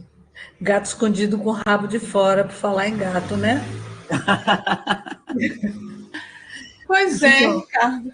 Sim, eu quero até lembrar, né, Sônia, que justamente a gente vai ter assim essa oportunidade ímpar e maravilhosa de ouvir Ricardo falar mais amplamente sobre as suas pesquisas, sobre, portanto, né, esse campo, né, epistemológico, metodológico que ele vem então dialogando, né, e produzindo e se inquietando, que ele acabou agora de mencionar, né? Então, já agradecendo, viu, Ricardo, tanto as considerações, agora eu achei assim maravilhosas, quanto a sua oferta gentil de nos brindar aí com a sua fala na próxima reunião. Olha, eu amei essa ideia do sintoma, né, do recalcado. Eu sabia. Caiu no gosto do povo você, viu, Ricardo? Veja se eu achei graça. Eu não achei graça disso, sou psicanalista, tendo nada disso. Não é? Então, e aí eu fiquei pensando, gente, por que não, né? Porque muitas vezes a gente sonha, né? A gente sonha, e aí quando está fazendo pesquisa, sonha também, né? Se a gente tem oportunidade, leva, né? Pronto, vai virar método. Né? Isso vai virar método, já estou vendo. Eu já estou vendo. Na minha tese, a minha tese foi inteira assim, discutida no divã. Já estou vendo você orientando, viu? Já estou vendo você orientando, viu, Eunice?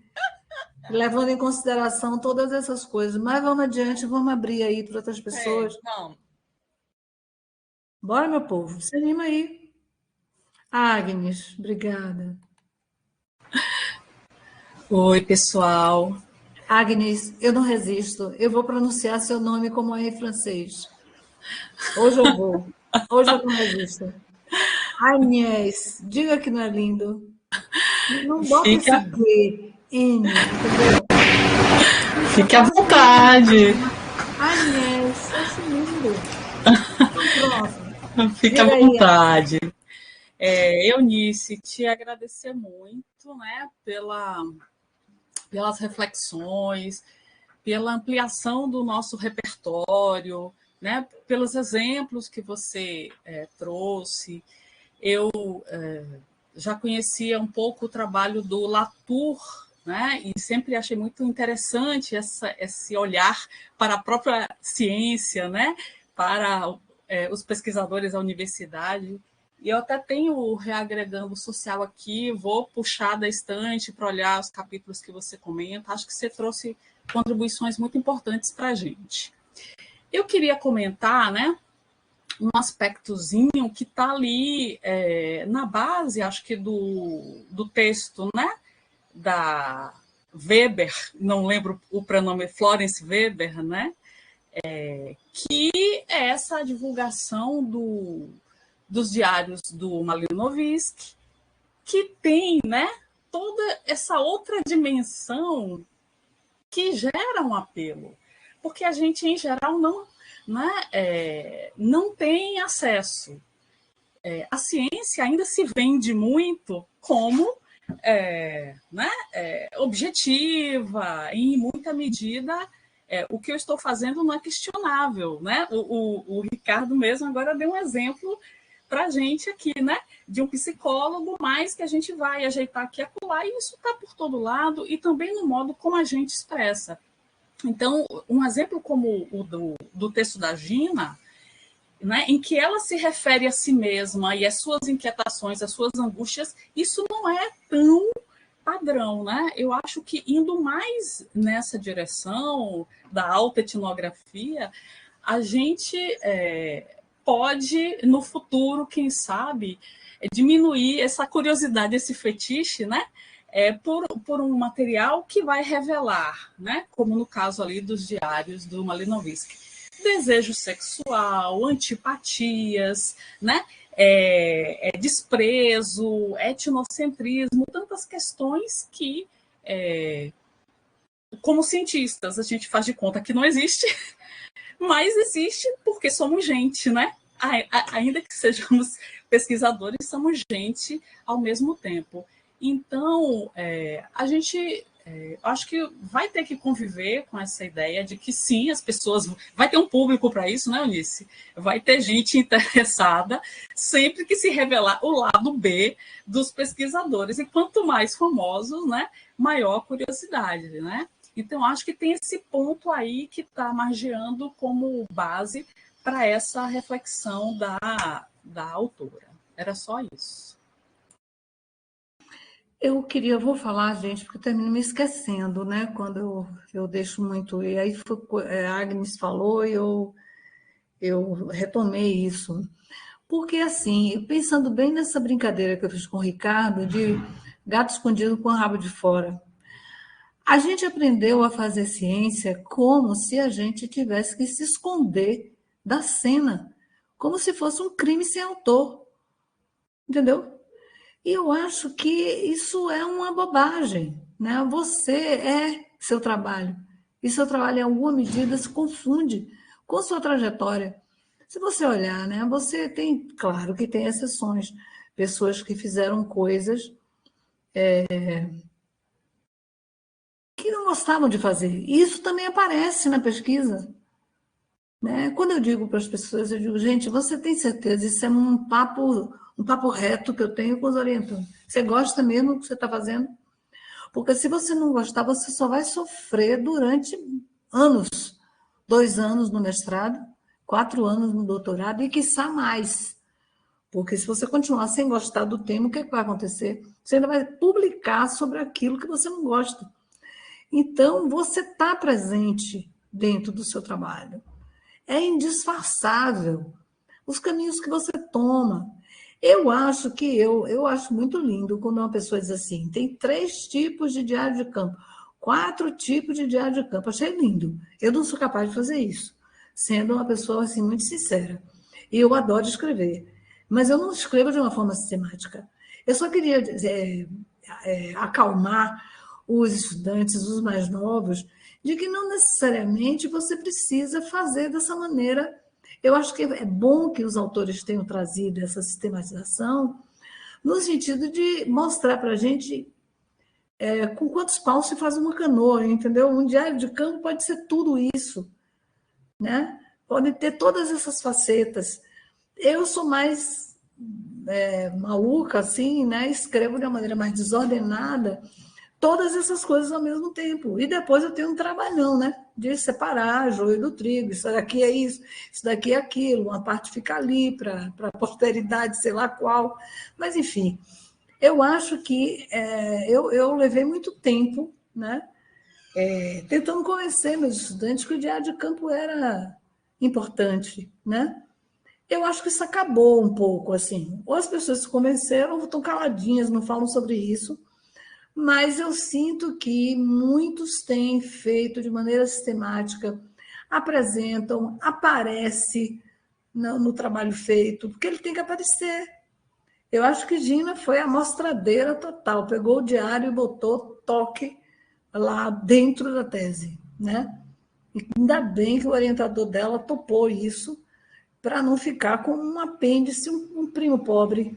Ele não ficou no lugar do primo pobre, ele ficou num lugar quase central na tese dela, né? Ele veio inteiro, não sei se inteiro, mas assim, todos os trechos são trechos inteiros de diário de campo, e o tratamento do próprio texto é feito ali, entendeu?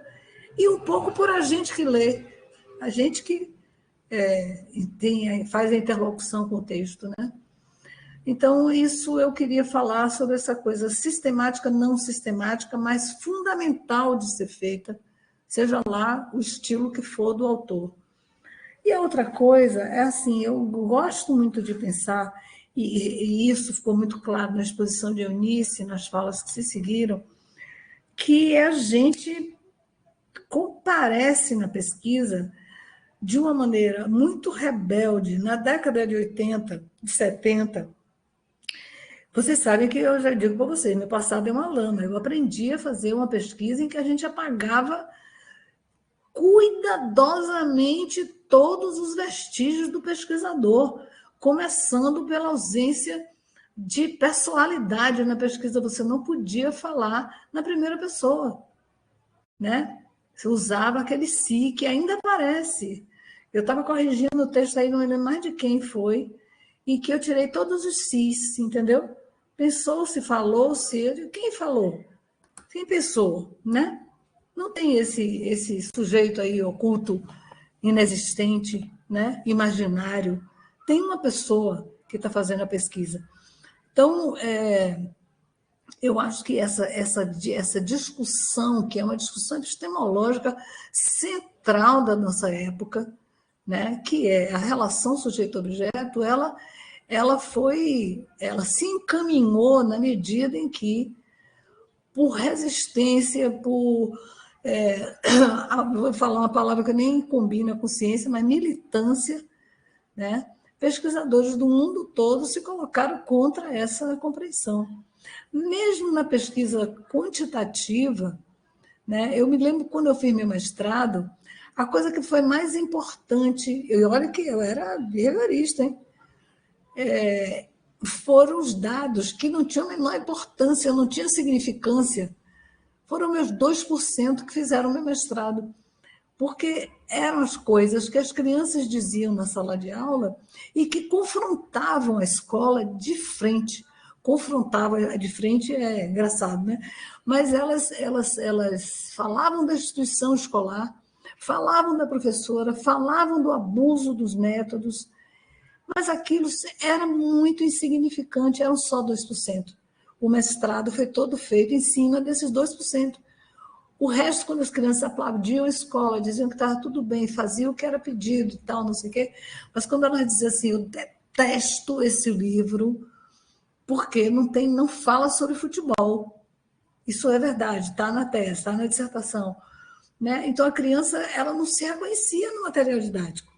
Ela não se reconhecia, e ela falava assim, sabe, baixinho para o outro, tal, não sei o quê. Eu tinha 4 microfones na sala de aula, pescando, né? E a montagem dessa dissertação foi uma loucura.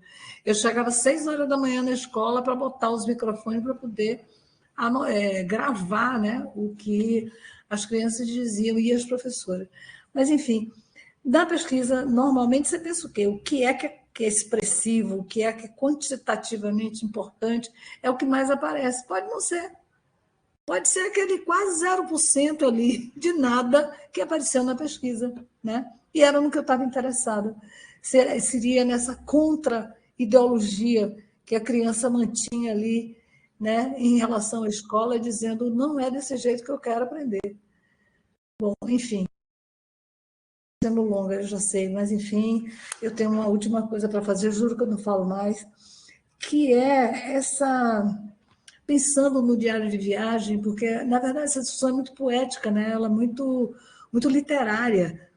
Eu não vejo, eu gosto de novo, fazendo reverência ao trabalho de Gina, eu acho que o texto, quando ele é literário, é ali que você tem tudo, porque ele sabe essa coisa de o que é a realidade, né?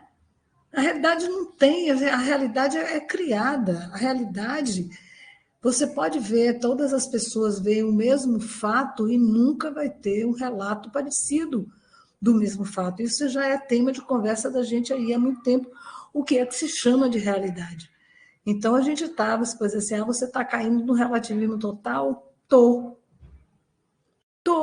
né? Vou assumir que que caí, já caí faz tempo, né? E eu acho que isso faz uma diferença no ponto de vista da elaboração do trabalho, de você fazer o trabalho.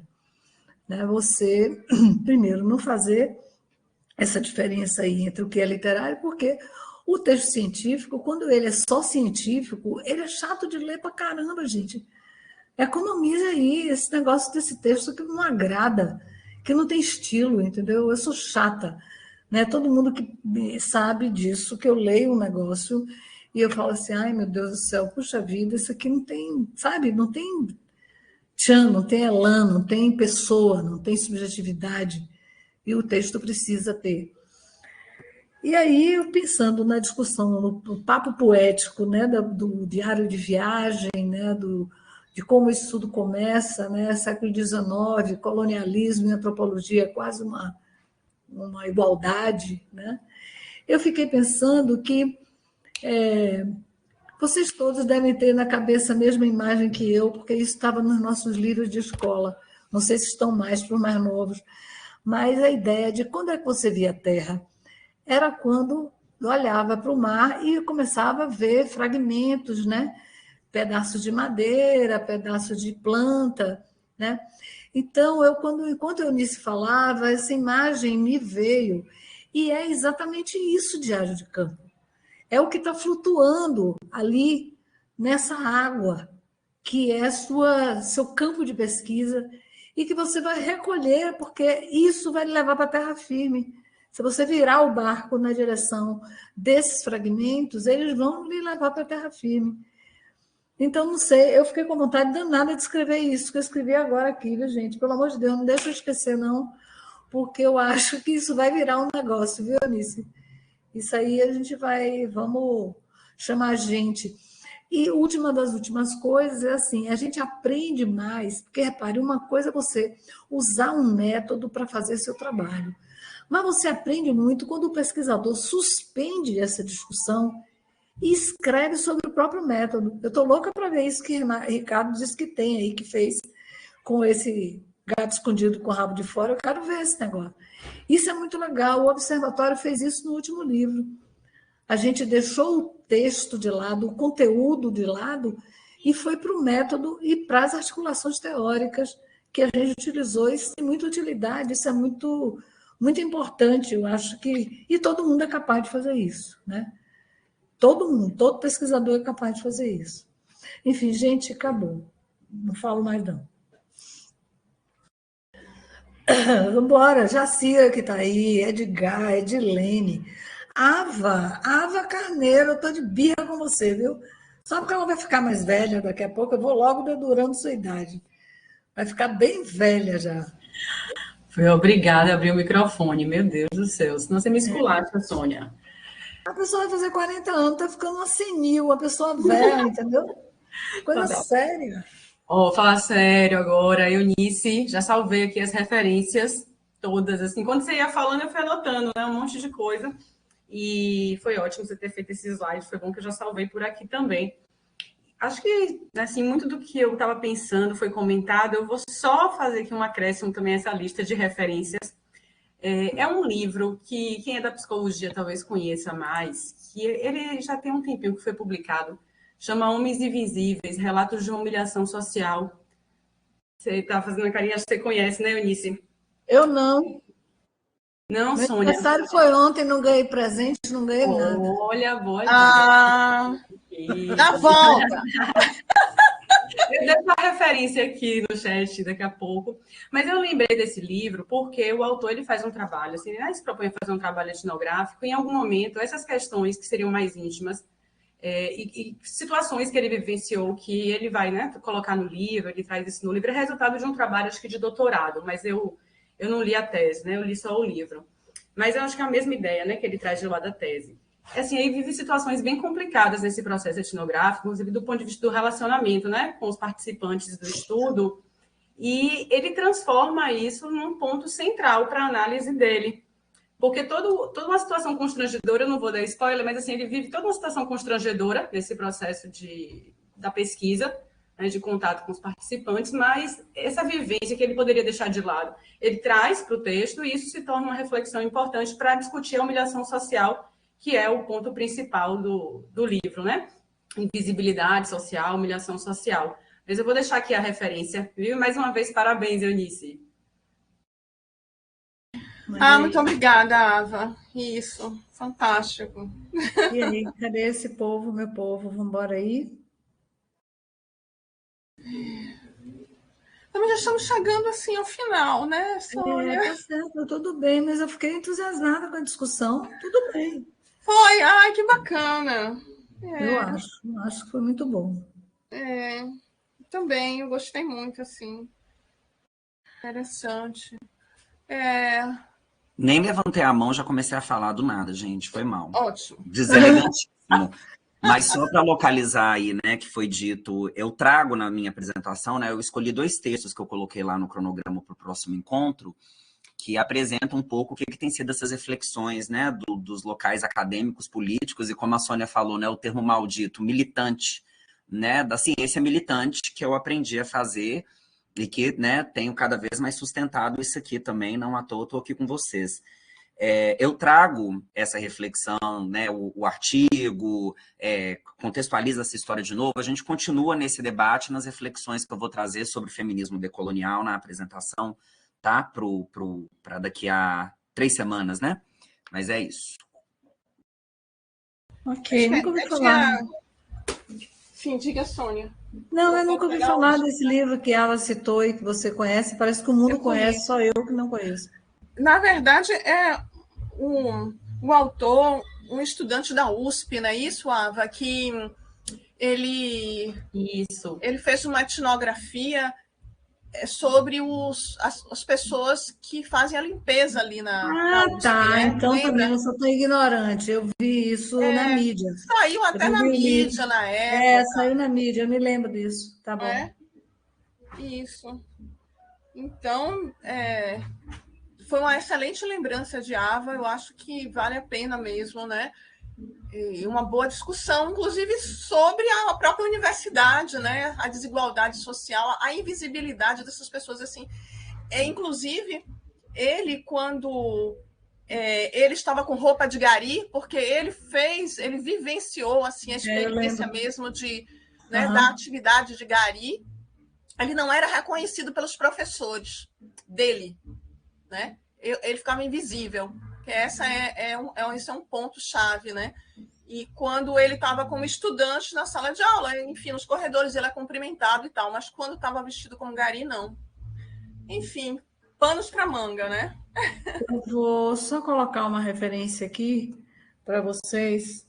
Embora seja uma referência em francês, vocês vão brigar comigo, mas eu vivo o tempo todo nessa briga, né? Que só Jacira me deu. Jacira e outras poucas pessoas, né? Jacira, Letícia, Rita, faço questão de dizer, me deixaram feliz, né, de ter aprendido ao menos a ler em francês. Então, tem um livro que eu acho um dos livros mais bonitos que eu já li. Catherine, já estou acabando aqui, viu? Bateson. Eu não sei se vocês sabem, ou todo mundo sabe, que Margaret Mead, antropóloga, era casada com outro antropólogo, Gregory Bateson. E foi Gregory Bateson que influenciou uma parte importante da psicologia alternativa americana na escola, através da escola de Palo Alto, né? Eles tiveram uma única filha, que também é antropóloga, né? Está viva. E ela chama Mary Catherine Bateson. E essa mulher escreveu um livro que chama Olhar sobre os Meus Parentes, sobre os Meus Pais, né? E esse livro é uma etnografia sobre a vida dos pais dela, que são dois antropólogos, né? Eu vivo rezando para esse livro um dia ser traduzido, porque ele é muito legal. Eu não sei se tem mais coisas dela, tipo assim, se tem um artigo sobre o livro, se tem em inglês, não, nunca procurei, né? Mas é uma referência interessantíssima. Então tá, gente, não vamos mais adiantar, ficar mais tempo aqui, infelizmente, embora eu tenha adorado essas nossas reuniões, porque me faz uma companhia enorme, eu aqui sozinha nessa terra, só e Deus, né? Nem meu gato eu tenho aqui. Não é não, Eunice? Então, com certeza. Um beijo aí para vocês. O Ricardo deve querer falar, mas eu quero só retomar aquela ideia também que, além da reunião que a gente vai ter com esse presente, né, que eu vi Ricardo no dia 6 de novembro, na próxima semana, então, nesse mesmo horário, 9h30, a gente se reúne, né, Sônia, para a gente pensar o aniversário do observatório, né, os 15 anos do observatório, uma reunião curta de 1 hora, né, Sônia? Isso.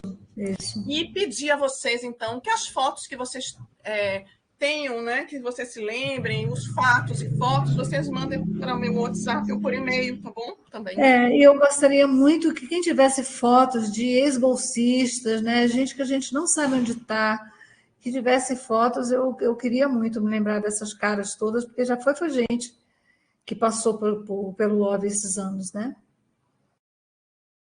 Agora a gente vai fotografar, quando chegar um bolsista, a gente fotografa, faz um 3x4 para guardar num álbum. Agora, Sônia, veja só, depois da pandemia, quer dizer, ao longo da pandemia e depois, né, a gente teve isso das reuniões online, então a gente perdeu muito isso do registro do nosso cotidiano mesmo, com fotos, né, a gente ainda tem algumas coisas, mas nos últimos anos isso ficou mais difícil, né, que coisa interessante, a gente tem cliques das telas, né, olha só. Agora, apesar da pandemia, eu agradeço a tecnologia por ter a companhia de vocês do outro lado do oceano, né? É fundamental, gente. Senão a pessoa não sobrevive aqui, né? Mas então tá, então pronto. Então vamos acabar com isso, que eu nem almocei ainda. Sim, mas Ricardo aí, arrebaixa aí, Ricardo. Não, eu ia falar que na semana que vem eu já tenho um compromisso de manhã, e aí eu não vou estar presente na segunda da semana que vem, porque eu tinha feito um compromisso como professora da psicologia de ir na aula dela e tal, mas, né, mantenho o nosso encontro aí no novembro, certamente estarei presente, qualquer coisa, só me chamar, e é isso, tá bom? Ok. Tá bom, então, gente, super obrigada. Eunice, você fica só um minutinho ou também está apressada? Claro, fico com o maior prazer. Então, pronto. Então, acabou a reunião. Só um minutinho com a Eunice. Então, termina a gravação, né, Sônia? Isso. Por gentileza. Pronto.